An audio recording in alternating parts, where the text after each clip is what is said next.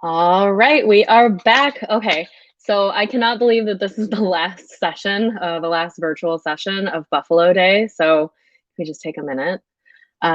Thank you guys, everyone, for tuning in. Freelance Business Week is off to one hell of a start, if I can say that. Just so overwhelmingly grateful for everyone who's helped make this become a thing. So for the final session, of course, we have Jackie Roach, I mentioned. She is the founder of Wellness, and she'll be talking about cryptocurrency for freelancers. And I know it can be a scary topic, but even in the conversations I've had with Jackie, I have begun to understand it. So hopefully after today, you'll feel a little bit more confident. She's got a lot of great tools and information to share with you. So I'm going to go ahead and bring Jackie on with us. Hi, Jackie. Hello. Thank you for being here. Your hair always looks fun. I'm so excited you waved yours today because I did not get a chance to do mine. This session today, I did want to mention, so without our volunteers, our speakers, and this year, thank goodness, Buffalo is so grateful to have sponsors. This session is sponsored by Trek, a co-working and incubator space in Niagara Falls. They're extremely into the tech space, so I thought that that would make the most sense for them to sponsor this session. So thank them for everything that they've contributed to us. They're also a watch party location, along with a few other co-working spaces in the Buffalo area. They have designated areas for you. So if you haven't checked that out, Trek is a watch party area, Unova, and the K House. So there are, and then we do have our partners in Rochester at Metro and Radius down at Erie. It's just so great to have support from all the spaces all over, really just encouraging freelance and the future of freelance. So without further ado, I'm going to let Jackie go ahead and take over. I'll be putting your comments here. And for anyone who watches this afterwards, please stay tuned towards the end to figure out how to reach out to us afterwards. So again, thank you to Trek. Welcome to Jackie, and the floor is yours. Okay, awesome. Good afternoon, everyone. Oh, perfect. I hope you had an excellent day with our Buffalo speakers. I'm so happy to spend some time with you all on this very hot topic of cryptocurrency. My name is Jackie Roach, and I am the co-host and producer of the Alpha Drop podcast, where my crypto trading friend, Rachel Buchanan, and I create conscious conversations in the applied blockchain and cryptocurrency space. I founded Wellness in 2018 as a public journal of sorts. It has since transitioned into an NFT art space. The artwork you're looking at is an original piece of Buffalo's most famous grain elevator. You can see that and more of my art on Instagram at wellness_Jackie Roach. Finally, I have recently onboarded with My Crypto Advisor, a fantastic company based out of Buffalo. Its founder, Alex Enser, I call him the roadside assistance of crypto, has been invested in Bitcoin since 2013. He's been educating and working with one-on-one clients since then, all while maintaining a demanding full-time job. Freelancers know. Buffalo has gone through some hard times. Both Alex and I grew up here in the 90s when it was the third poorest city in America. And both of us truly have a huge heart for everyday people, mom and pop shops, to get a piece of not just the American pie, but now a piece of this new global finance system. This is peer-to-peer enabled, not dictated by central banks or national governments. I'll get into all of this more, but needless to say, Buffalo in the last 5 years has seen a lot of tech investment, so much infrastructure development during the pandemic. I never thought Buffalo would see these cool co-working spaces. I'm live from my favorite one, the K House. They beautifully merge co-working, art, technology, and service throughout their environment. And you can check them out at theK_house808. A quick thank you to Mike DeChocho of Social Chameleon for helping me out with all the tech end of this. He is the best podcast producer I know. Podcasts are amazing, so definitely check out Social Chameleon, podcasting done for you. All that said, for people like Alex and I who have been into blockchain, which is the underlying tech that enables cryptocurrencies, it's been a lot of hurry up and wait. A year ago, you could buy a whole Bitcoin for $6,800, and a few days ago, one Bitcoin was $61,000. So it's finally hit mainstream. Alex's business has completely skyrocketed, a good problem to have. And I'm working with him, scaling it up, and we're just really excited for this next leg of the journey, and really cool. You guys are the first group I'm getting to present all of this to. So this is really special for me. A huge shout out to Marie Rochelle, our Freelance Business Week Buffalo organizer. This woman is absolute fire, so dedicated to freelancers and just a total powerhouse. Freelancing is not easy. It's not a choice everyone makes, and I feel it takes a village. Where did my screen go? There we go, there we go. Marie got excited. I think freelancers and people who deviate from the norm are special people. You are the hearts and voices of that this tech renaissance needs, and I hope you're inspired to use your existing skills in your respective industries in this developing space. Working with the public, working with startups, the possibilities are limitless. Blockchain and crypto are here, and I want you all prepared to catch the wave with the best surfboard, the best gear, and like I said, we just need people in this space. So, what is money? For real, what is it? I may have clickbaited you all a little bit. In my past life, I spent 12 years in the newspaper industry, and I maybe picked up a few tips in sensationalism. This talk does center around cryptocurrency for freelancers, but you'll have to indulge me for just a moment as I preface this discussion with my true passion in this space, blockchain technology. Simply put, a blockchain is a decentralized, distributed public ledger where all transactions are verified and recorded. In a blockchain network, you have a node, and on our graphics, all those circles are representative of nodes. So in our centralized example on the left, we have our current internet structure. All nodes have to send information to a central server, and that server then sends information back out and back forward and so on. In our current finance climate, a bank is the central server and therefore is liable for all of your data safety. They are the ones responsible for maintaining the server, all of your money, all of your stuff, and so we have to go through them. And when we look at the graphic on the right, we see decentralized nodes that all communicate openly without having to go to a central point. Again, when we do digital business with a central bank, we upload everything to one unique server, and this is easy for hackers, one thing to hack into, great. So the power of blockchain is really in this decentralized consensus model. If someone tried to hack into one node, the entire network would notice the disturbance and just turn the node off. And that's the real foundation. This shift to decentralization is huge. So if this is piquing your interest, I definitely advocate doing your own research and truly understanding this concept of decentralization. I mean, we can even see now with social media platforms, Facebook used to be the central social hub for a long time, and now we're seeing people go to Instagram, TikTok, Telegram, Discord. I mean, there's tons of platforms, decentralized platforms. Okay, so from there, the next component of a blockchain network is a ledger. And that's a record of all the blockchain activity. And then we have a wallet where we store our cryptos, and I will get into this later. And then the last two components, a nonce and a hash, I'm not gonna get into on a 101 level talk, but these are the two components that maintain the mathematics and the computational operations behind cryptography, which is how cryptocurrency gets its name. So this is what makes the blockchain so secure, and it's also what uses so much energy to constantly generate, execute, and validate transactions. So we are all actually familiar with fiat money.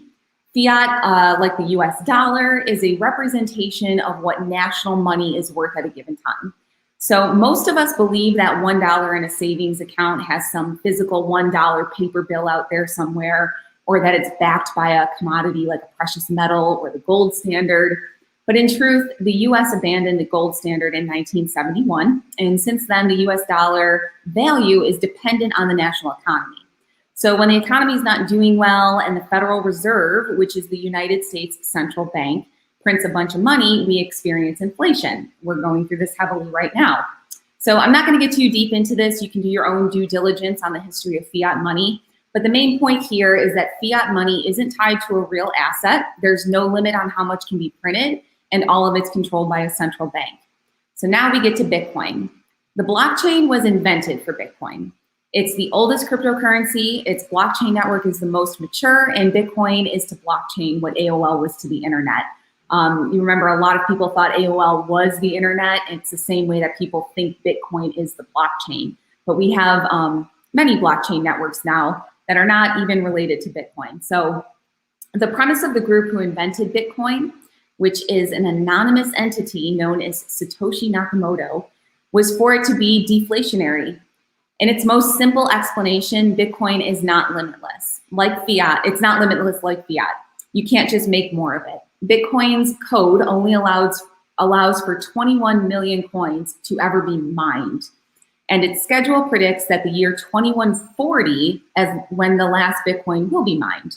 So that's about 130 years, which is interesting as we go on to the next slide. Riding the waves, data usurps oil. So in the late 1800s, the globe began its transition to oil energy. John D. Rockefeller founded the Standard Oil Company in 1870 and started buying up oil refineries and oil fields, and the Rockefeller family and friends did quite well from those early investments. This class of people have enjoyed oil's reign from 1870 to 2017, about 140 years of investments that made money while they all went about living their lives. I'm spending time on this because it's really important to contextualize what we're doing and why. So all of us, despite what external circumstances look like right now, are standing in Rockefeller's shoes, except we aren't banking on oil because in 2017, data became a more valuable commodity than oil. So let's just focus on the economic activity around crude oil, including discovering oil sources, we extract it, we ship it, we refine it, and now let's apply that to data. I know it's invisible, it's not material like oil, but it's all the same activities, isn't it? Data has to be sourced, it has to be stored, it has to be moved around. We refine data, we put it into infographics, it goes into journalism, it goes into business solutions, and it all requires energy to do that. So just like oil of the past, data is the hub of activity for our modern world. It's opening up brand new opportunities at a time when people are connected to the internet and able to participate. In Rockefeller's time, not everyone had access to the metal that oil was where it's at. The internet has made room for entire classes of people, underbanked nations, citizens who have never even had a real bank account, that now, through their mobile phones acting as nodes, they can run their own businesses. They can track their own inventories and data, and this is truly an incredible time to be alive. One of the Alpha Drop podcasts has an amazing guest, Curtis Chappell. He's an applied blockchain instructor out of Australia, and he relates the story of cocoa bean farmers in New Guinea. Prior to blockchain, these farmers were at the mercy of middlemen vendors. No matter how many cocoa beans these farmers would produce, they had to hand them off to a logistics person, and they had to trust that person. And for every vendor that the product would pass through, everybody was taking a little cut. So the farmer could have sold 500 pounds of beans, and the end processor may have only received 200 pounds of that. And how that farmer got paid? Oftentimes very dangerously. There's parts of Africa where farmers and suppliers who have no bank around them were relying on people to literally bring them bags of money to get paid. And along those routes, there's pirates and gangs that kill people for those duffel bags. So many parts of Africa have never even had landline telephones or internet connection, and they've totally leapfrogged right into having mobile phones and running businesses from them. So it's stories like these that always help me filter the noise of our times. Sometimes we can, take our country for granted, but when you truly understand the global circumstances and what others are going through, it always makes me realize we're really in a position to help.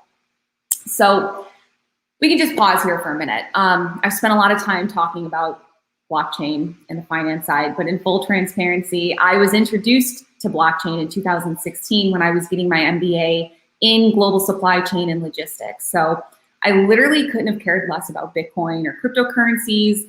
I was excited about blockchain's ability to clean up our supplier and logistics operations. And just like in the example of the cocoa bean farmer, the technology allows for many quality control checkpoints that are uploaded to a blockchain network displayed on a ledger. So this allows for traceability, transparency, and essentially trust. Currently, IBM is partnering with Ford on an end-to-end blockchain solution with their vendors, manufacturers, and distribution. You may all be aware of conflict diamonds and gems, and we have at least 3 blockchain solutions that are being used by several gem handlers that can verify that these stones didn't involve insurgency funding or forced labor. De Beers is one of those companies. And beyond that, blockchain has a promising future in quality assurance. So if clean food and chemical-free products are important to you, you'll be able to scan a QR code right from your phone and see exactly what happened to your product from seed to your house. It's being used to combat counterfeiting. There are just so many use cases, so many more from when I was in school. Berkshire Hathaway, Unilever, Walmart, food suppliers all over the world are using blockchain for real business solutions. In my opinion, blockchain technology has already been so heavily invested in and implemented that I personally do not believe cryptocurrency is going anywhere. This all becomes important in the investing portion of this talk. So just keep that in mind, that cryptocurrencies aren't just for spending money. There's classes of them, and some don't perform financial tasks at all, and we'll dive into this later. Okay. So before we get into Before we get into receiving crypto for payment, I'm so sorry. I wanted to provide a succinct definition from Merriam-Webster's dictionary. They say cryptocurrency. It's all good. What were you trying to pull up? Just the definition? Yeah, no, I'm good. I'm good. Sorry. Okay, cool. You're all good. I'm like, I'm here. All right. Thank you. Cryptocurrencies only exist digitally. They have no central issuing or regulating authority, but instead they use a decentralized system to record transactions and manage the issuance of new units, new blocks on the chain. And this relies on cryptography to prevent counterfeiting and fraudulent transactions. So this definition works for financial cryptocurrencies, which we're going to get into, and also cryptocurrencies that make the blockchain network work. So, receiving crypto disclaimers. I am not a financial advisor. Nothing I say is financial advice. Anyone legitimate in this space will parrot this statement. In your journeys, never reveal an amount of money you have in cryptocurrency, and unless you are a financial advisor, you legally should not be advising people on financial activity. Teaching people tools and educating them on the landscape is fine and necessary, but leading them one way or another should be reserved for really qualified, licensed individuals who are willing to take on that risk.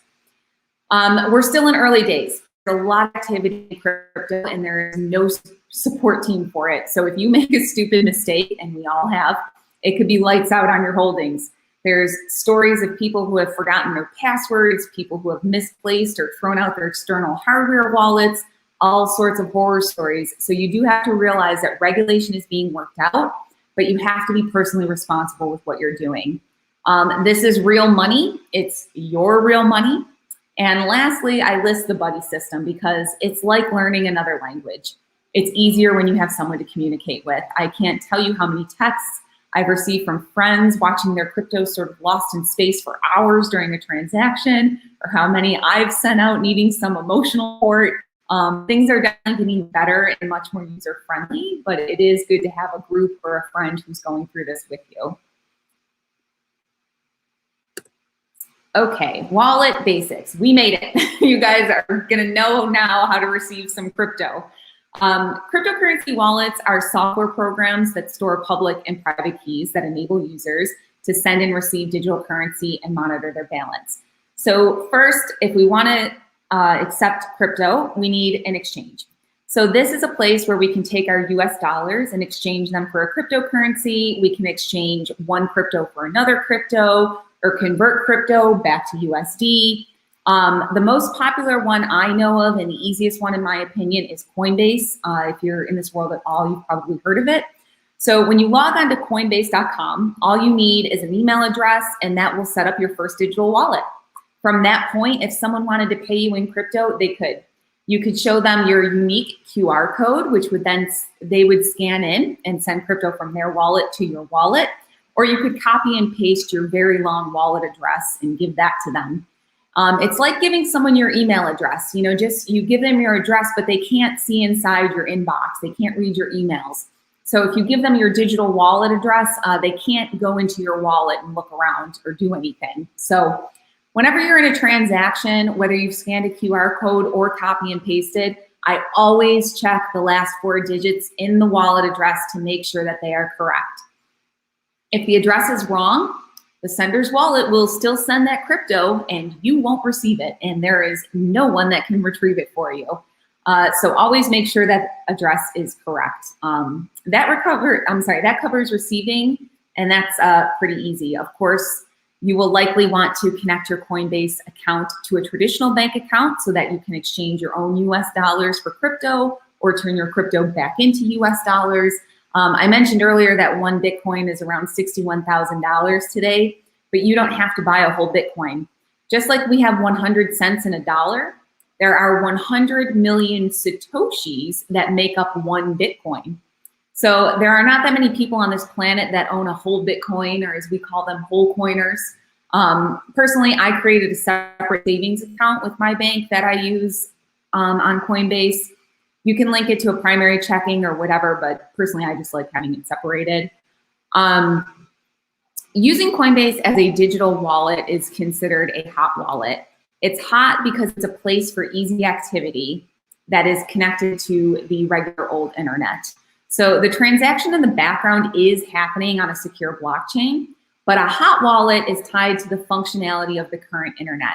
So theoretically, someone could hack into Coinbase and take the funds in your hot wallet and send them to their wallet address or some other address. This is why you want to move your cryptocurrency to a cold wallet or a hard wallet. So if you're not going to be spending, using, exchanging, getting that crypto off the hot wallet, or exchanging, you need to get that crypto off of your hot wallet and move it offline. So cold wallets are not connected to the internet, so they can't be hacked. Some cold wallets are software that you download onto a computer, not connected to the internet. And then there's other cold wallets that are physical hardware. So you would order this, they usually look like USB drives, and all your crypto goes onto that. Okay, so I just wanted to show you guys some examples of physical hardware wallets. Trezor and Ledger Nano are really popular. This is the safest wallet you can have. It's not connected to the internet. It stores your public and private keys, and it's the highest level of security, necessary for large amounts and good for long-term storage. On the con side, it is the most expensive, and you will probably need some help getting this set up. Things will get easier and more user-friendly, but again, it's early days. Wallets are something that my crypto advisor handles. Alex is amazing in this. He helps in all areas. He has seen everything you can possibly think of. We have a really cool promotion running with our FBW 2021 code. So make sure you sign up for my freebie email at the end of this, because it will have some good notes and some good contacts for you to all follow up with. Benefits. First, I apologize. This is a really sad slide. I'm sorry. But this is a visual for what a Bitcoin QR code looks like. So if you sent someone your QR code or that picture, they would be able to scan it. It would autofill your wallet address in there so that you wouldn't have to copy and paste it. A little bit safer, but I still verify those last 4 digits. The benefits to crypto are transparent and secure transactions. It's borderless technology, so there's no foreign exchange risks or rates, and it's quick. All you need is a digital wallet and an internet connection, or simply a smartphone. So wrapping this up, for you to receive payment, you need to get a wallet and give the address to whoever's paying you. It's really easy. If you wanted to do this, you could set it up in 5 minutes. And this next slide, I am in the least crypto-friendly state of New York. So I wanted to point out this slide that whatever state you're in, you want to make sure that it's a legal exchange. So in New York, we want to see that the exchange has a BIT license. I listed 4 safe ones for New York. This is also always changed regulation, so hopefully these are still up to date from a week ago. Last year, I moved some crypto to a different exchange so that I could pick up a coin that wasn't listed on Coinbase, and I did not know that it wasn't New York State friendly. And it let me move my coins over there, but I haven't been able to move them since. I can just look at them. Luckily, it wasn't a lot of money. And again, that's why you don't want to invest anything that crush you if you would lose it. Okay, we're on to the next part, investment opportunities. So you know how to accept payment. Let's get a little bit deeper into this. Again, I'm not a financial advisor. Nothing I say is financial advice. You should really be hearing most people say this if they're legit in the space. Always be discerning, always be learning. I know a lot of people that get in, they get excited, and they lose tons of money because they listen to YouTubers and influencers instead of doing their own research and making informed decisions from there. The next slide, we'll get into the risks, but for now, take a look at the graphic from the book Token Economy, because it gives a nice simple overview of the internet, where we've been and where we are now, and what blockchain brings. So in the 90s, when the internet experienced mass adoption, the main thing you could do was go on it and read information. You didn't need a full set of encyclopedias at your house anymore, which was very convenient. Resources were being cataloged onto the internet. It wasn't super interactive, and this is known as the information economy. We then got into the platform economy, where users could create, share, interact on dedicated platforms like Facebook, YouTube, etc. So we could read and write at this point.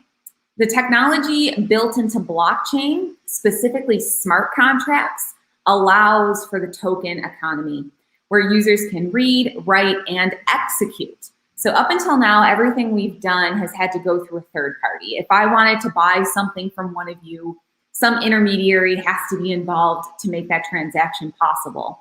But with blockchain, we can execute smart contracts in a peer-to-peer fashion with no intermediary. Because we are still in early adoption of Web3, which is the blockchain-enabled web, the passive income opportunities revolve around helping the systems get off the ground, cover energy costs, and when you do that, you earn rewards in the form of cryptocurrency tokens, which you can then convert to USD, reinvest elsewhere, really up to you. We'll get into that in the last part of the discussion. So let's just jump back to investing in cryptocurrencies. All right, investing basics. This might be my own way of organizing the different kinds of cryptocurrencies, depending on how technical someone wants to get. But for a 101 level talk, I think this covers the basics. So first, we have Bitcoin. Again, this came out in 2009, the oldest, most mature, and most popular cryptocurrency. Bitcoin is only used in a finance sense. It's a medium of exchange. You can transact it and buy and sell with it, and it's also a store of value. It's been a very wild ride with peaks and valleys. It peaked in 2013 and 14, and again in 2017, but the pandemic really put it over the edge. Warren Buffett, JP Morgan, and some others who had been publicly against Bitcoin for years, all of a sudden they started jumping in last year and admitting that they've probably been dabbling with it. Elon Musk's Tesla company invested $1.5 billion. MicroStrategy purchased $1 billion of Bitcoin. And after the company Square purchased $170 million in Bitcoin, their CFO, Kate Runze, said, Bitcoin has the potential to be the native currency of the internet, and we want to participate in it. So there's a website called retirementplanb.com. It's headed by a guy named Simon Dixon. He's easily one of the smartest guys in grasping and communicating the history of finance on a philosophical level, a tangible level. I took a look at his site earlier, and it's very salesy to me, but I do feel he's one of the most legitimate resources for making long-term decisions with Bitcoin. In Bitcoin, it's very popular to hodl, which is hold on for dear life. It means putting money in and just pretty much not touching it, treating it like a retirement plan or a long-term investment. Bitcoin is referred to as digital gold, and I do suggest people read the 2008 white paper on Bitcoin. It's really a manifesto for cleaning up the systemic misuse of control by central banks. It's an interesting read and will help you decide where to stand on this ideological shift. Next, we have altcoins. Altcoins are any coin that isn't Bitcoin. That's literally it. As of March 2021, there were almost 9,000 cryptocurrencies, and they accounted for over 40% of the total cryptocurrency market. Some altcoins are used like Bitcoin. They're a store of value and a means of exchange, so you can transact just like a foreign currency or a US dollar or Bitcoin.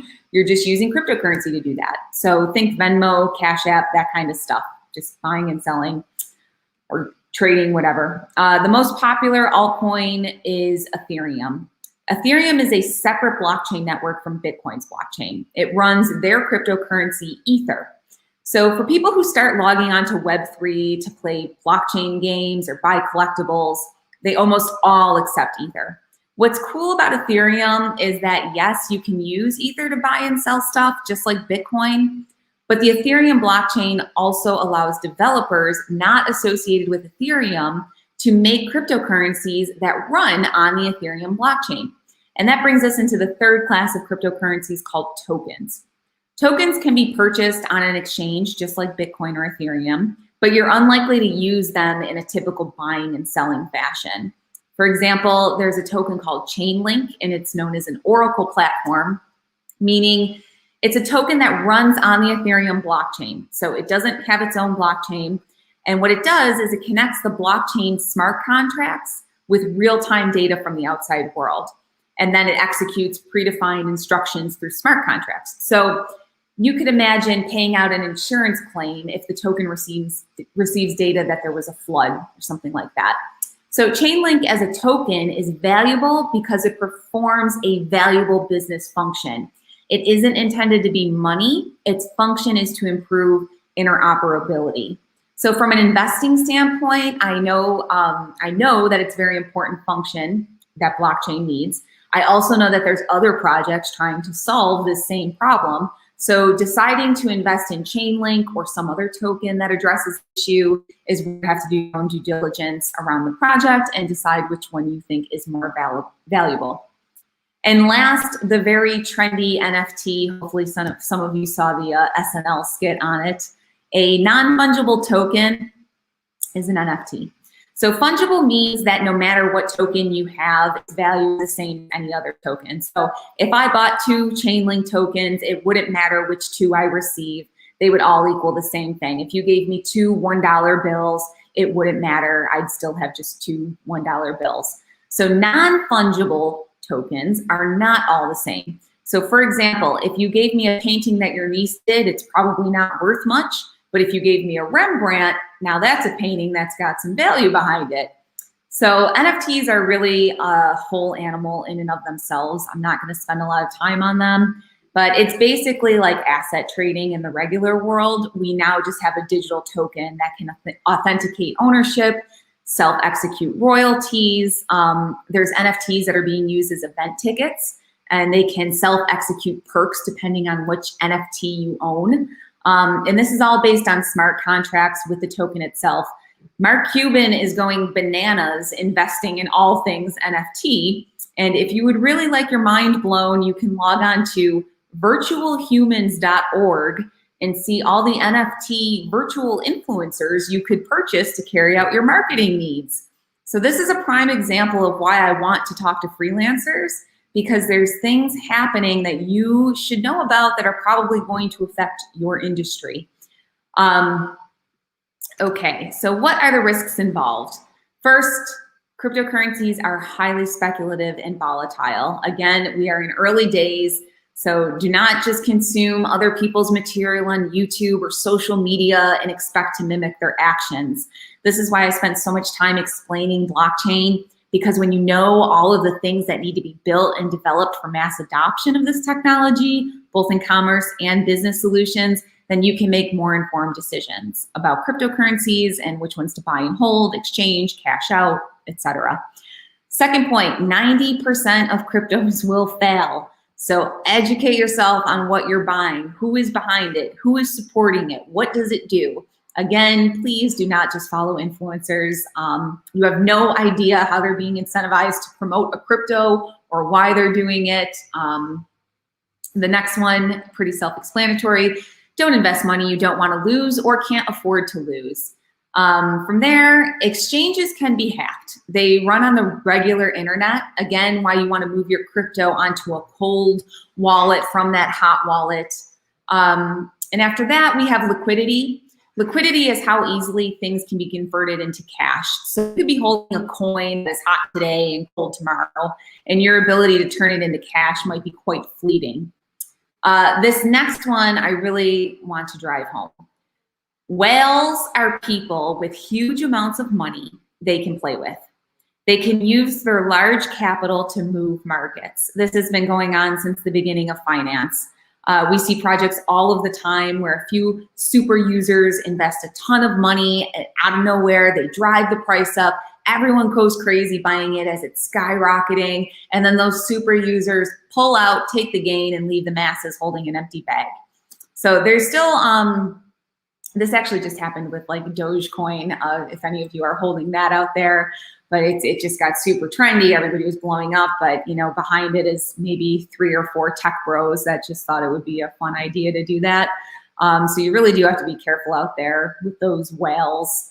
And then the last point, countries are still formulating regulation. Self-explanatory, but even this year, people were asked to report their capital gains on their cryptocurrencies. So we don't really know what's around the bend. I choose to be optimistic. That's why I spend time educating people. You know, we make up the governments. They're intended to represent us. So let's know what we want from them. Let's be educated and smart about that. And this is a total sidebar, but I really hope you're all planning to attend the discussion on the PRO Act, because if freelancers can't speak for themselves, trust me, someone else will. So educate yourself. The government's intended to represent you. All right, off my soapbox there. Okay, guys, we're at the end, generating passive income. So I'm ending. Oh, I just wanted, you said at the end, and I was like, oh, I'm back, but you're not end to end. We'll get there. I just wanted to say, preach on your last thing. Seriously, you guys, educate yourselves, and the PRO Act panel will be baller. So super excited, but I'm going to go back up. So. Yeah, this is the part everyone wants to know. How do I generate passive income? Unfortunately, it's the most technical portion. So there's 2 ways to do it: mining and staking, which are the background processes that are happening to support blockchain and cryptocurrency ecosystems. So in the graphic from Wisely, they say that mining cryptocurrency is the act of creating or finding new cryptocurrency in the same way that miners would mine gold or silver. So if I were mining a precious metal, I'd look at some piece of earth and I'd say, I know the metal is in there, but I need the tools and I need the energy to get it. So I mentioned before that there's only 21 million Bitcoins. So Bitcoin miners are discovering them through something called proof of work protocol. So we're talking about all those decentralized nodes from the very beginning of our talk as the tools, and then using energy, they solve computationally intensive puzzles, that cryptography, that validate the transactions. So as a miner, you're providing a node in the form of a powerful computer that will do this. If your node is the one that solves that equation, you're rewarded with a portion of that coin right into your wallet. The people that do really well with this have some type of IT or IS background, because they know how to take care of that supercomputer. So I would suggest like working with someone like that or hiring someone to help set this up. Once it's set up, you just kind of have to babysit it. Full transparency, I do not mine. I have no intention to. However, I know a lot of people that do it, and it is quite lucrative, but you also have to pay your energy bill. So it can backfire if you're spending more money to compute than what you're being rewarded. So the biggest criticism in proof of work is that it uses a huge amount of energy. It's not environmentally friendly, and it's crypto gets a lot of backlash because of that point, and rightfully so. However, we have proof of stake, which I am a big believer in. It was designed to solve the issues with proof of work. So my favorite blockchain project, Cardano, is run by proof of stake. I very highly recommend watching Cardano owner Charles Hoskinson's YouTube channel. You should write this down, Charles Hoskinson from Cardano. I'm in this field to implement sustainability, good social practices, and he is just a real champion of that. He's a down-to-earth guy, lives in Colorado. He's just amazing. Anyway, back to proof of stake. It's much, much, much more energy friendly. So our graphic states that staking is being rewarded in crypto for supporting a cryptocurrency network by leaving your assets locked up. So it's somewhat similar to a savings account in a bank where interest is accrued on your deposit. Basically, you're getting rewarded to just hold the coins. The more coins you're holding, the more mining power you have. And instead of needing complex, high-powered computers like in the proof of work, you just need to purchase the coins and move them over to a staking wallet. The more coins in your wallet, the higher percentage of validation that your node, aka your staking wallet, can perform. So because staking takes into account the amount of coins in a wallet, there is criticism that super rich people could sort of monopolize this, but that's already being addressed in development by using randomizers and other methods to share the verification more fairly. In my opinion, that pales in comparison to the energy problem with proof of work. So to wrap this up, 2 ways you can generate passive income are mining and staking. This is another thing that my crypto advisor handles.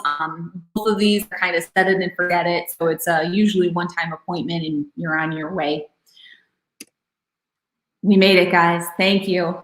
I know this was probably a little bit more information than you bargained for, but I want to say sincerely thank you for attending today. The organizers asked us for our superpower, and I jotted down quickly that it was time travel. And to expand on that, like I said, I was in news media for 12 years, and there was this really amazing perk to it.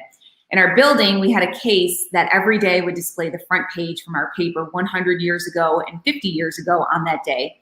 And for 12 years, every day, I got to read a piece of history in chronological order. I got a glimpse of 1907 to 1919. I saw the front pages and headlines from Buffalo, New York's tiny corner covering World War I.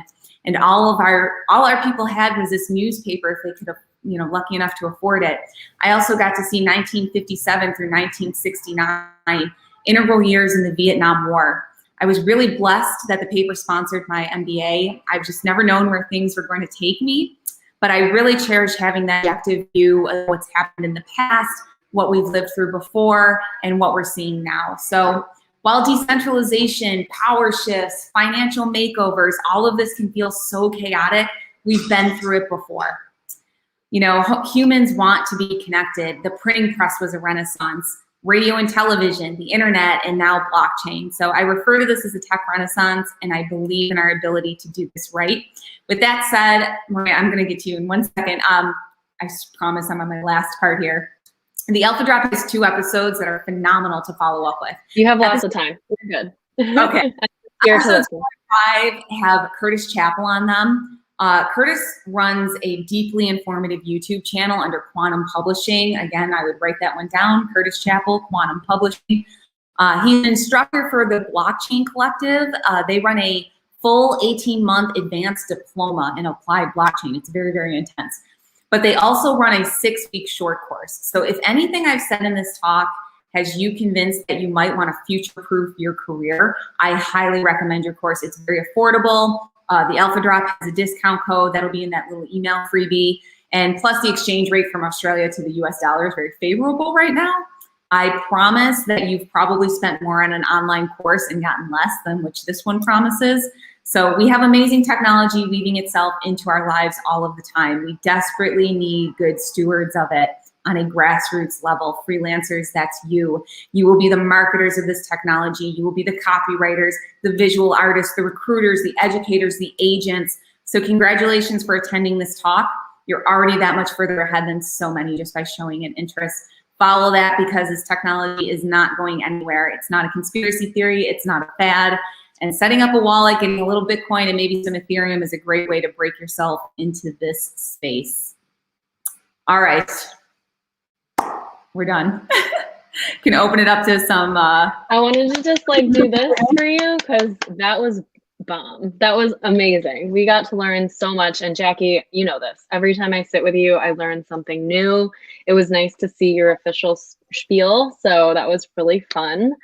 We do have some questions and we've got time to do it. So we've got about 15 minutes. I've plugged you a lot. I've got some stuff to add at the end, but let's get through these questions if you're good with that. So I'll start at the top. The first comment was, it seems that there's a parallel between how the internet works and how Bitcoin works. They said that, thank you for explaining in layman's terms, but was there anything else you wanted to elaborate on that? Sure, yeah. I mean, it's really, blockchain is Web3. And honestly, as an end user, when you log on, you don't know that there's a blockchain network behind what you're doing. One of the best browsers you can get is called Brave browser. And they have a wallet called MetaMask, and it's so cool how seamlessly it works. But it's kind of like when you're on Web3, your wallet is you. So when you're clicking around on websites, I will be honest with you guys, this is how I got started. I wanted to be on Web3. I wanted to understand this. So I put some Ethereum in this MetaMask wallet, and I tried to buy a digital alpaca. There's a game out there. It's called Alpaca City. And I was like, oh, I'm just going to try to get an alpaca and figure out how to play this game. Gaming is actually one of the best ways to really figure out what this new internet is. It's fun. It's a fun way to do it. So it is the next iteration of the internet. And really, it's just back end stuff. Like you really don't notice it, but if you know about it and you can like shift your industry into it, you can really capitalize. Like I said, we're in Rockefeller's time. Awesome. Thank you, Jackie. Let's see what's next. These are two really great questions. So what's the most reliable true news source for Bitcoin information or crypto information? You know, it's other than the people that you've mentioned. Yeah, I mean, CoinMarketCap is one everybody uses, CoinDesk. When you sign up with Coinbase, like the app for Coinbase is actually pretty slick. It's got news right in it. That's really the best way. But honestly, if your city, I know Miami's in this, Miami's like crypto capital of the United States. You know, getting I know, I'd love to hear what our Miami organizers have to say about this. I know that we had a couple comments saying how amazing this is and that they're going to rewatch it. So that's great. But yes, you're right, Miami. Yeah, well, Miami, their local government came out and they were going to let people pay utility bills in it. I mean, other countries are further ahead than the United States in adoption, but it's here, it's happening. They're so impressed. So this is great. And then the last question before we wrap things up, but we still have some time. Given the volatility of cryptocurrency, when would it be stable enough to be relied upon for form of payment? I know you kind of talked about that, but we can cover again. Again, I'm not a financial advisor, but I would say that I really don't think Bitcoin's going anywhere. There has been so much institutional investment. I don't know that it's always going to live up to its promises. But I kind of think of it as like, I think it's going to be like the world currency. I think it's going to be highly regulated. I don't know that it's actually going to like live up to blockchain's peer-to-peer capabilities. But it is the one that kind of, it's the, what is it? Boat that lifts all tides. I don't know. I'm murdering that. We said that in an earlier session, actually. A couple of our organizers truly believe in that as well. So it's the rising tide lifts all boats or something. Yeah, yeah. I talk about all this stuff and then like some silly euphemism, I don't know. But yeah, it's I would say just because of the institutional investment. I mean, that Michael Saylor from MicroStrategy, I'm sorry, that's a different, no, that might be the same guy. But I mean, he literally told his shareholders, like, I'm investing in the company in Bitcoin. Like, we're moving over to crypto.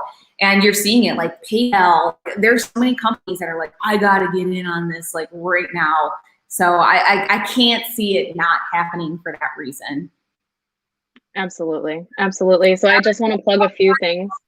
Sorry. The other ones like altcoins, like Ethereum's big right now, but Ethereum could disappear in a year. So I don't think, like, take some money. I got invested with $100. That's what I started out with. You had me do the same. I was just, I wrote the comment there that I wouldn't have done it without you. It wasn't a lot, but had to get in somewhere. And like you said, don't invest money that you can't afford to invest. So if you've got $100, great. There was another thought I had earlier. It was, thank goodness we don't have to buy an entire Bitcoin to get into the game, because that would not be possible for a lot of us. But we can work our way up from there. And I learned a lot today, even though we've talked many, many times about this. So I think too, Bitcoin's been declared dead like 139 times over its life. And every single time it's rebounded and gone up higher too. So, and honestly, that's why I spent so much time on blockchain in this talk, because that's not going anywhere. So yes, it's volatile right now, but I mean, the opportunity, if you want to be, and freelancers are people that want to take risks, aren't they? I mean, the theme this year is the future of freelance, hence why I asked you to speak on this topic. It's if I may say, and the rest of the talks this week are great, but when it comes to this stuff, my personal opinion, I'm like, it's up there with the future, especially for people who are looking to make, revenue in alternative ways, or passive income, as we call it. This is it. NFTs for freelancers are going to be big too. I mean, having the rights to your stuff, self-paying royalties, it's big. Follow Mark Cuban on LinkedIn, because he's just going nuts with these NFTs.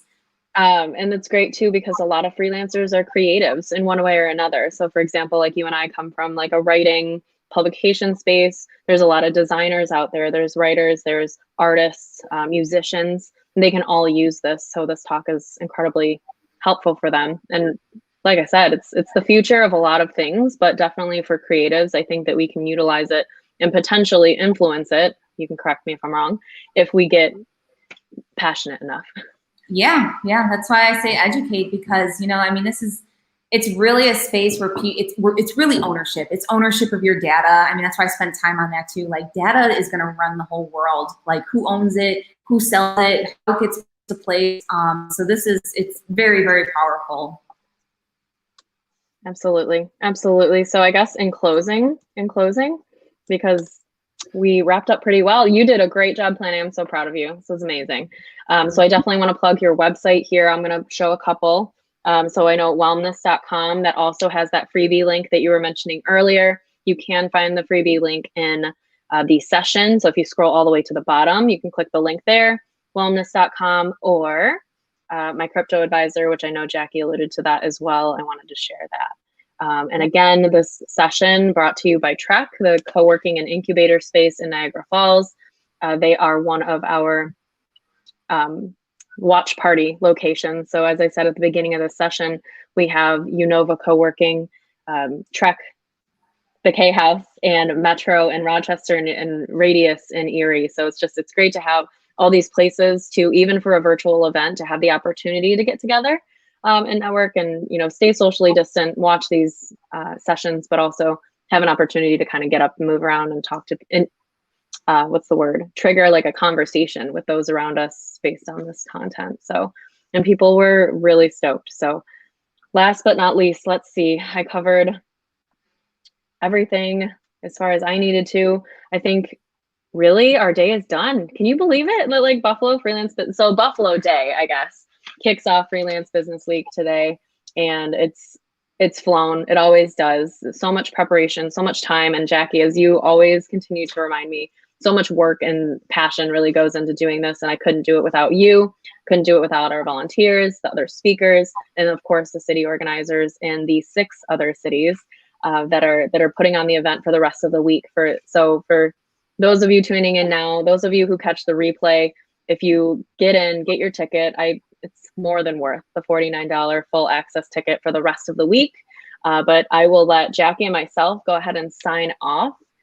We will be kicking off with our kickoff party tonight at 5:30 p.m. Eastern at Alchemy in Hamburg, which for me is just a hop, skip, and a jump. So got to do a couple of things, but I hope that we can see you there. We will be seeing Kim McKernan again, who was on our marketing panel, or collaboration panel this morning. She will be presenting later on how to let your purpose drive your brand. So I will see you, Jackie, and Mike. I know he's there. He's in the background, but he's doing the production. Mike does a great job. I'm excited to see you guys in a little bit. I'm going to go ahead and end the broadcast. Thank you so much. Thank you, guys.